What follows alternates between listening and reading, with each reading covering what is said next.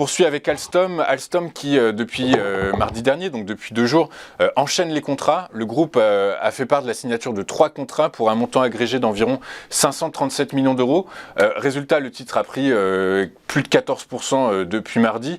Est-ce suffisant, Antoine, pour enrayer la spirale descendante dans laquelle le titre évolue depuis maintenant le début de l'année 2021 ? Oui, tout à fait. Alors effectivement, je regardais la perte depuis le début de l'année 2021, c'est 67%, donc 67% de baisse sur Alstom, c'est considérable, c'est peut-être la plus mauvaise performance du CAC 40. Toujours est-il que effectivement, à un moment donné, Alstom a profité aussi du rebond des marchés. C'est pour ça que on a eu, comme vous l'avez rappelé, 14% de hausse sur les 3 dernières séances.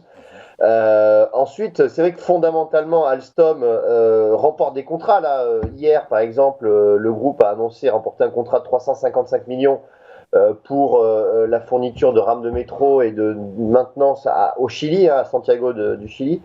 Et donc, et en plus, Alstom n'est pas vraiment très impacté par la crise russo-ukrainienne actuelle, car finalement la valeur comptable de la participation d'Alstom en Russie-Ukraine correspond à uniquement 2 millions d'euros du résultat net. Donc en fait, c'est vraiment très peu.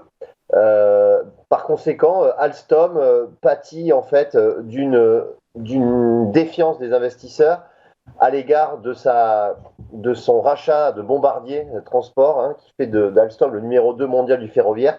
Mais en fait, les synergies tardent à revenir, enfin à apparaître.